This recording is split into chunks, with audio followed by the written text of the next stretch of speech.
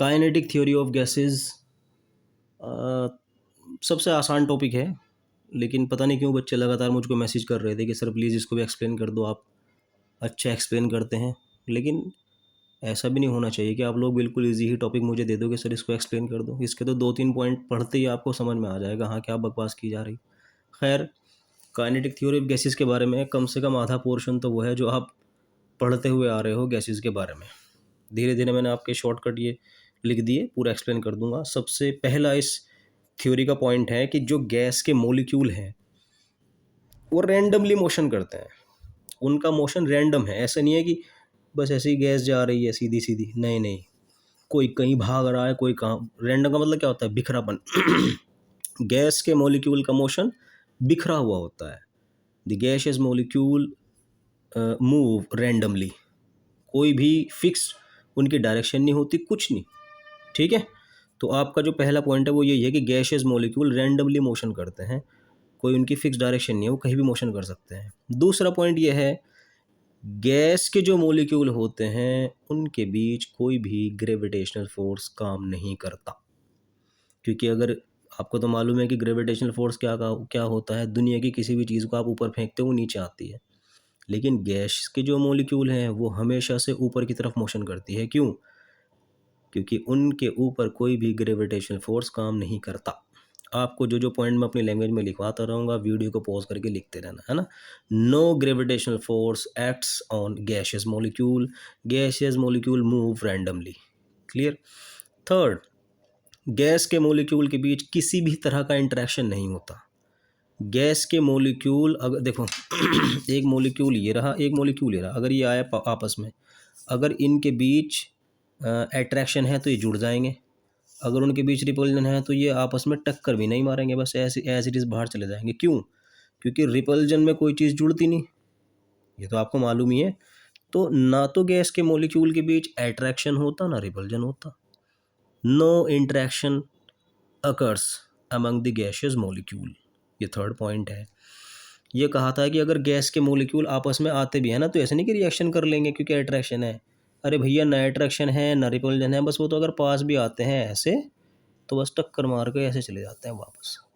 उनके बीच जो कोलिजन होती है वो इलास्टिक होती है, ना तो वो अगर अट्रैक्ट होते वो आपस में टक्कर मारी, अट्रैक्शन हुआ, भारी हो गए, नीचे बैठ गए। लेकिन गैस के मॉलिक्यूल तो नीचे बैठते ही नहीं, बस एक मॉलिक्यूल आएगा आएगा, टक्कर होगी, बस ऐसे वापस मुड़ जाएंगे। इलास्टिक कोलिजन होती है ना।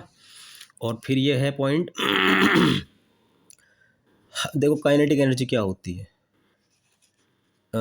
जो भी मॉलिक्यूल है अगर वो मोशन कर रहा है ऐसे, भाई थोड़ी पहले पहले एग्जांपल चलाते हैं। एक दरवाज़ा है, इसके ऊपर ये कील है, आपको ये बहुत तेज़ी के साथ इसके अंदर लगानी है। ठीक है, तो आप धीरे धीरे टक टक करते रहो, ये इसके अंदर जाएगी नहीं। लेकिन एक बहुत तेज़ी के साथ जब आप इसके ऊपर मतलब कोई हैमर मारोगे, कोई हथौड़ा मारोगे तो ये नीचे गड़ जाएगी। वो ऐसा क्यों हुआ कि आपने इतनी दूर से लाकर मारा तो ये गड़ गई, और जब आप यहाँ से टक टक कर रहे थे तब ये अंदर नहीं गई? ऐसा क्यों? क्योंकि जब आप इसको दूर से लाते हो इसके साथ काइनेटिक एनर्जी लग जाती है। आप बाइक भी देखते होंगे, जब आप बाइक बहुत तेज़ चलाते हो और एकदम बहुत तेज़ी के साथ ब्रेक मारते हो तो एक बाइक का पीछे का पहिया ऊपर उड़ जाता है, फिर नीचे आ जाता है। क्यों? आपने तो गाड़ी को रोक दी थी। ऐसा हुआ क्यों? क्योंकि आपकी स्पीड के साथ एक एनर्जी और लग गई थी जिसको बोलते हैं काइनेटिक एनर्जी। ये सिर्फ उन्हीं चीज़ों के अंदर मिलती है जो मोशन करती है। तो आपकी बाइक जितनी तेज़ चलेगी, आपकी बाइक के अंदर काइनेटिक एनर्जी उतनी ही ज़्यादा आ जाएगी। ठीक, तो यहाँ पर जो मैंने लिखा है डिफरेंट काइनेटिक एनर्जी, ये मैंने ऐसे लिखा है कि जो गैस के मॉलिक्यूल हैं, उन जितने भी मॉलिक्यूल हैं सब की अलग अलग काइनेटिक एनर्जी होगी। कोई मॉलिक्यूल ऐसे चल रहा है तो कोई मॉलिक्यूल ऐसे चल रहा है धीरे धीरे, कोई तीसरा मॉलिक्यूल ऐसे चल रहा है, सबकी अलग अलग स्पीड है। इसीलिए आपने देखा होगा बादलों के अंदर कि वो बादल ऐसे होते हैं, ऐसे उभर के आते हैं ऊपर की साइड में ऐसे। क्यों? क्योंकि जिनकी मॉलिक्यूल की काइनेटिक एनर्जी ज़्यादा होती है वो उभर कर ऊपर आ जाते हैं तेज़ी के साथ मोशन करके, जिनकी नहीं हो पाती वो नीचे रह जाती हैं। ऐसे बादल ऐसे थोड़े होते हैं, ऐसे यहाँ गए फिर ऐसे बढ़ रहे, नहीं होते। जो बादल होते हैं वो अलग अलग शेप गेन करते हैं। क्यों? क्योंकि अलग अलग मॉलिक्यूल की अलग अलग काइनेटिक एनर्जी होती है। कोई किसी स्पीड से चल रहा, कोई किसी स्पीड से चल रहा है। ठीक, so different gaseous molecules have different kinetic energy. ये आपको बताना था मुझे। और एक सेंटेंस ये बड़ा इंपॉर्टेंट है, काइनेटिक एनर्जी डायरेक्टली प्रोपोर्शनल होती है टेम्परेचर के। जिस जिस तरीके से आप टेम्परेचर बढ़ाते चले जाओगे वैसे वैसे काइनेटिक एनर्जी बढ़ती चली जाएगी। एक मॉलिक्यूल ऐसे मोशन कर रहा था, आपने टेम्परेचर बढ़ा दिया, उसका मॉलिक्यूल की मोशन बहुत तेज़ हो जाएगी। आपने टेम्परेचर कम कर दिया। किसी भी गैस के मॉलिक्यूल की काइनेटिक एनर्जी टेम्परेचर के डायरेक्टली प्रोपोर्शनल होती है। आपने देखा होगा जो साइकिल्स खड़ी होती हैं धूप के अंदर, उनमें पंक्चर जल्दी हो जाता है। क्यों?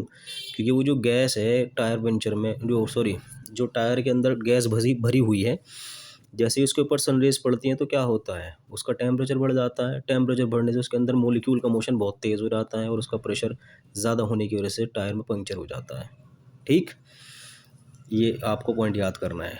प्रेशर, हर एक गैस का अपना अपना प्रेशर होता है। बलून के अंदर भरोगे उसका प्रेशर होगा, साइकिल के टायर में भरोगे उसका प्रेशर होगा। ये प्रेशर हो क्या, कहाँ से मापा जाता है, इसकी क्या मेजरमेंट है? एक कंटेनर है जिसको आपने बंद किया हुआ है, गैस के मॉलिक्यूल हैं। गैस के मॉलिक्यूल इस कंटेनर की वॉल पर जितनी ज़ोर से टक्कर मारेंगे वॉल पर, वही उसका प्रेशर होगा। किसी भी गैस का प्रेशर रिजल्ट है किस चीज़ का? कोलिजन के बाद का, टक्कर के बाद का, जो टक्कर होती है गैस के मॉलिक्यूल और कंटेनर की वॉल पे। तो किसी भी गैस का अगर आपको प्रेशर निकालना है तो उसके ये देख लो कि मॉलिक्यूल कितनी स्पीड से कंटेनर की वॉल पर जाकर कोलाइड कर रहे हैं, टक्कर मार रहे हैं। The pressure of a gas is the result of collision taking place between gaseous molecule and the wall of container. अब देखो, अभी मैंने आपको टायर पंक्चर का मामला बताया था ना, एक गैस का मॉलिक्यूल आराम आराम से फिर रहा था ऐसे साइकिल के टायर में, टेम्परेचर बढ़ा, उसके मॉलिक्यूल की मोशन क्या होगी, तेज़ होगी। पहले वो आराम से टक्कर मार रहा था, अब वो ज़ोर से टक्कर मारेगा। जब आराम से टक्कर मार रहा था प्रेशर कम था, और जब ज़ोर से टक्कर मारेगा प्रेशर ज़्यादा होगा। तो टायर पंक्चर तो होना ही होना है, क्योंकि इसके अंदर प्रेशर बढ़ गया। प्रेशर क्यों बढ़ गया? क्योंकि मॉलिक्यूल बहुत तेज़ी के साथ, समझ गए, इस पर जाकर कोलाइड कर रहे हैं।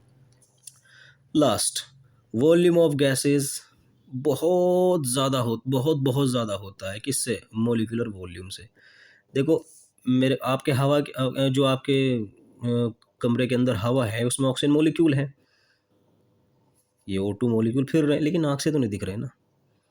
आप ये तो कह रहे हो कि हमारे रूम में ऑक्सीजन गैस है, उसका वॉल्यूम कितना है? जितना पूरे रूम का। लेकिन गैस के मॉलिक्यूल तो नहीं दिख रहे ना। वजह क्या है? वजह है कि जो आपकी गैस है उसका तो वॉल्यूम बहुत ज़्यादा होता है, लेकिन गैस की कंपैरिजन में मॉलिक्यूल का वॉल्यूम नेग्लिजिबल होता है, बिल्कुल ना के बराबर। इसलिए आपको गैस के मॉलिक्यूल दिखते नहीं। गैस के वॉल्यूम की कंपैरिजन में गैस के मॉलिक्यूल का वॉल्यूम नेग्लिजिबल, दिखता ही नहीं। अब ये अगर गैस है ना ऐसी इतनी, ये मॉलिक्यूल ये मॉलिक्यूल ये मॉलिक्यूल ये मॉलिक्यूल ये मॉलिक्यूल ये मॉलिक्यूल ये दिख ही नहीं रहे, क्यों? अरे भैया, गैस के मॉलिक्यूल नहीं दिखते क्योंकि इनका वॉल्यूम बहुत कम है। हाँ, ये कन्फर्म है कि इसमें गैस है। तो गैस के मॉलिक्यूल की कंपैरिजन में मॉलिक्यूल का वॉल्यूम, समझ गए बात, नेग्लेक्ट, बाहर निकाल देना उसको, क्योंकि वो नेग्लिजिबल होता है। अब मेरी बात आपको सिमधारणे में आ गई। आप सब बच्चों के ये पूरा टॉपिक सिमधारणे में आ गया, मतलब समझ में आ गया। उम्मीद करता हूँ कि आपको ये समझ में आ गया होगा। आप जैसे जो और बच्चे हैं जो वीक हैं पढ़ाई में, या जिन्होंने ट्यूशन नहीं लगा रखा, ये तो मैं लास्ट में बोलता ही बोलता हूँ, क्योंकि मेरी जो मेन तड़प है वो यही है कि ये वीडियो गरीबों तक पहुँचे जो अपना ट्यूशन का बंदोबस्त नहीं कर पाते, ये उनको भेज देना। Thank you.